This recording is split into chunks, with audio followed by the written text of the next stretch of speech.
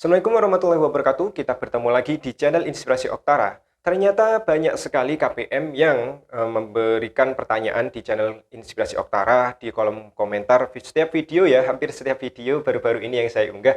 Banyak yang bertanya mengapa sih bantuan PKH kok jumlahnya ini semakin anjlok atau semakin berkurang ya, jumlahnya tidak sesuai dengan komponen. Apakah ada aturan baru yang menyebabkan jumlah uang yang diterima oleh KPM ini berkurang drastis? Nah, tentunya ini jumlahnya tidak sesuai ya, tidak sesuai dengan komponen dan tentunya anjlok ya jika dibandingkan dengan penyaluran PKH tahap keempat tahun 2022 yang lalu yaitu melalui PT Pos Indonesia. Bagaimana pembahasannya? Apakah benar ada aturan yang baru? Anda harus menonton video ini hingga tuntas, jangan sampai Anda skip agar Anda tidak gagal paham ya. Karena di kesempatan kali ini saya akan menyampaikan secara singkat saja kepada Anda. Sebelum kita membahas hal tersebut, saya ingin mengucapkan terima kasih kepada para subscriber dari channel Inspirasi Oktara. Terima kasih bagi Anda yang telah subscribe channel ini, lalu aktif menonton video-video yang saya unggah secara penuh tentunya tanpa Anda skip. Dan juga bagi Anda yang rajin share video-video dari channel Inspirasi Oktara kepada teman, sahabat, kerabat, dan yang lain sebagainya. Saya ucapkan terima kasih karena bentuk support Anda adalah spirit bagi saya untuk lebih bersemangat lagi dalam memberikan informasi terbaru seputar bantuan sosial. Harapan kita bersama, semoga channel Inspirasi Oktara bisa berkembang lebih baik lagi dan tentunya lebih besar lagi di masa yang datang.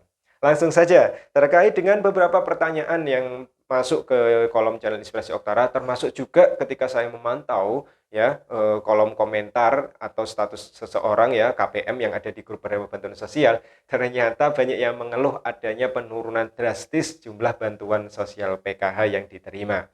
Dan tentunya selain itu ada juga yang tiba-tiba bantuannya bertambah luar biasa jumlahnya ya. Ada sebut saja ada 3 lansia ya, ada 3 lansia dari orang tua mertua yang tinggal satu rumah, ternyata cair semua, yaitu jumlahnya 1.800.000 karena 3 lansia ini semuanya masuk di KK. Nah, apakah ini ada aturan baru? Kita membahas ya rule atau hitungan sebelumnya di tahap penyaluran yang sudah dilakukan di tahun yang lalu. Kita tahu bahwa untuk jumlah bantuan SD itu 225.000, lalu SMP 375.000, lalu SMA 500.000, balita ya 0 sampai 6 tahun ini 750.000, lansia disabilitas berat ini 600.000. Dan kita tahu bahwa untuk jenjang pendidikan yang sama, misalkan 2 anak SD, maka semuanya dihitung. 3 anak SD yang dihitung hanya 2 ya, SMP, SMA juga sama. Untuk balita ini maksimal sebelumnya ya, ini di aturannya ini bahkan ada 4 balita sekaligus jika misalkan semua masuk KK ini bisa ditanggung ya. Dan tentunya di lansia maupun disabilitas berat ini sebelumnya maksimal hanya 1 orang ya untuk kesejahteraan sosial. Dan di tahap keempat tahun 2022 ternyata lansia dua-duanya dihitung ya, termasuk disabilitas berat. Dan untuk balita sendiri di tahun 2023 banyak yang tidak cair dikarenakan apa? Karena sifatnya masih spekulatif. Ketika kita melihat beberapa temuan dari rekan-rekan pendamping sosial, ternyata balita anak yang ketiga ya ini tidak bisa dihitung, maksimal balita untuk anak yang kedua. Nah, juga ada yang lansia ini bantuannya ternyata lebih banyak dari sebelumnya ya, ada 3 yang cair dan ternyata ini juga menyebabkan masalah dan tentunya ini banyak yang bertanya. Saya ambil contoh satu komentar yang tentunya ini mewakili beberapa perasaan mungkin bagi para penerima bantuan sosial yang lainnya. Ini, Kak mau tanya, apa sekarang PKH komponennya dibatasi hanya 2 komponen per KK?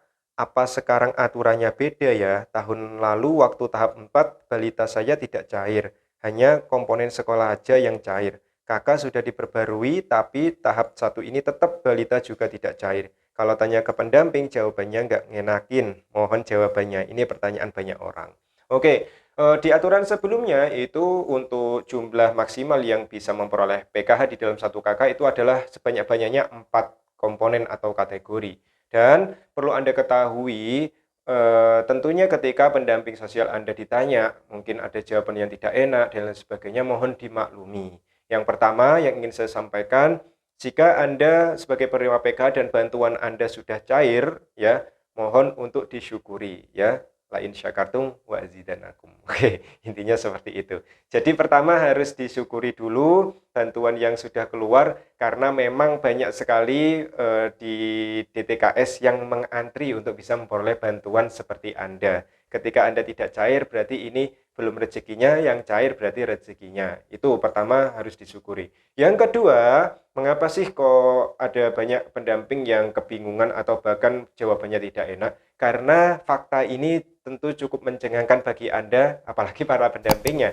Karena untuk penyaluran di tahap pertama ini begitu mengejutkan, ya, biasanya ketika akan ada penyaluran bantuan, ini ada SK yang turun dari Kementerian Sosial Republik Indonesia. SK tersebut berisikan aturan-aturan yang berlaku ya sebelum adanya pencairan, termasuk juga aturan untuk penghitungan jumlah komponen yang ditanggung di dalam PKH, termasuk juga nominal bantuan setiap komponennya. Ini biasanya berisi seperti itu ya di halaman pertama.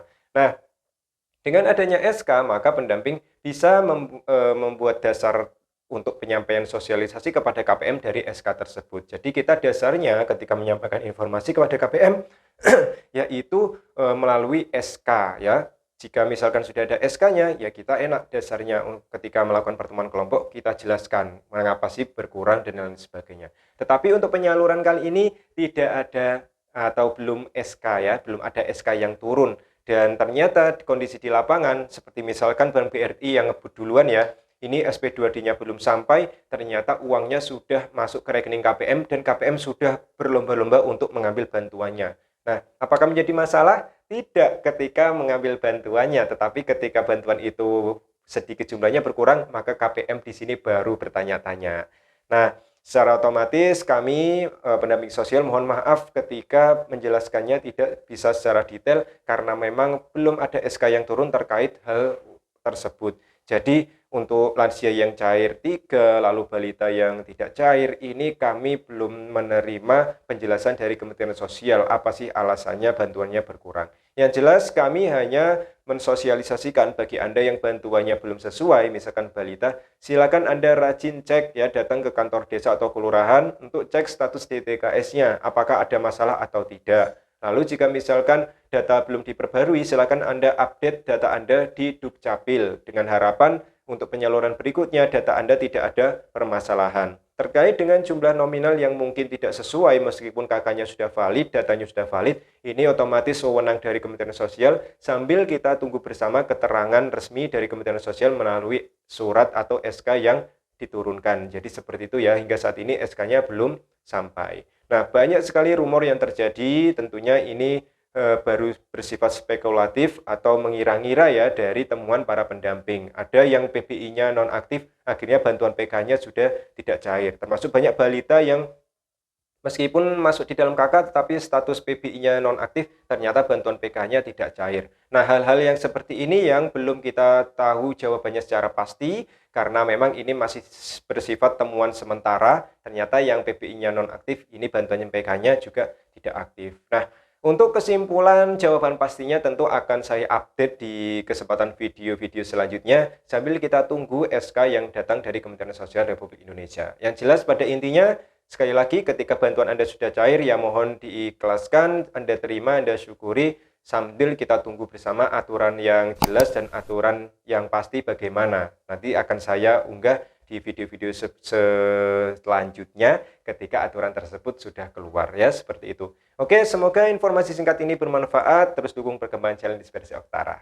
Saya akhiri, wassalamualaikum warahmatullahi wabarakatuh.